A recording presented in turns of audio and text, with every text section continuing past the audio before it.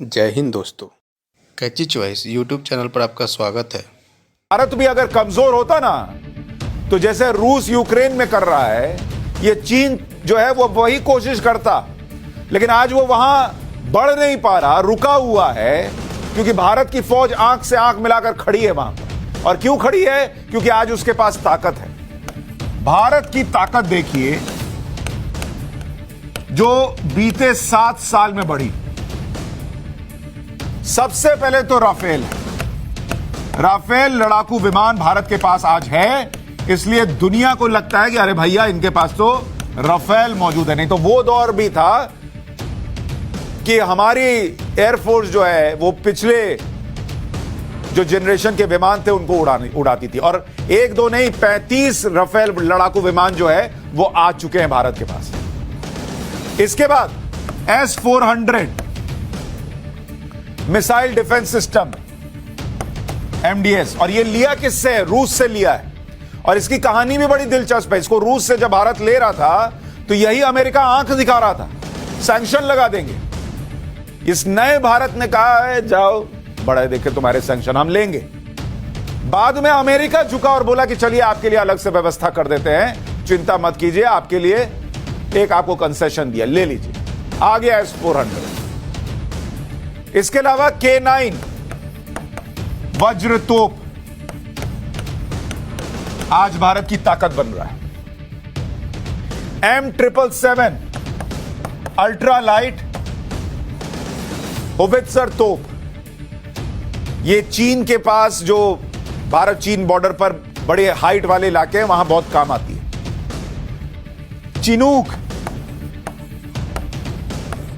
और इसके अलावा अपाचे हेलीकॉप्टर, ये अमेरिका से लिए। ये सारे अटैक हेलीकॉप्टर हैं। ये भारत की ताकत बनी है बीते 7 साल में। नहीं बनी होती ना तो आज चीन सोच रहा होता कि कब मैं भी घुस जाऊं और हथिया लूं। P-8I ये नेवी का सर्विलांस एयरक्राफ्ट सिस्टम है। पहला स्वदेशी aircraft carrier INS Vikrant, AK-203 assault rifle, अमेरिकी 6 सौर असॉल्ट राइफल, यह आज भारत की ताकत है। वो पुराने जमाने वाले हथियार नहीं है अब हमारे सैनिकों के पास। लाइट मशीन गन NG7 यह इस्तेमाल होता है।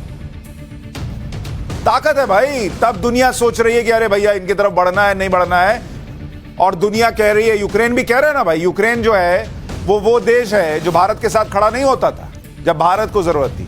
आज भारत की तरफ कह रहा है कि मोदी जी बचा लेंगे तो ही कुछ हो सकता है। क्यों? क्योंकि ये ताकत दिखती है।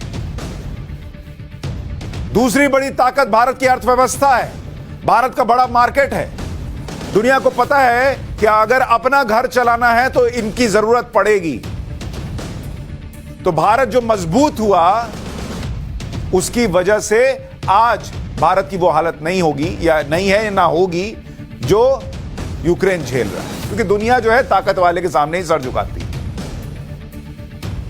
इसके अलावा चीन के विरोध के बावजूद बॉर्डर एरिया में इंफ्रास्ट्रक्चर तैयार कर रहा है भारत।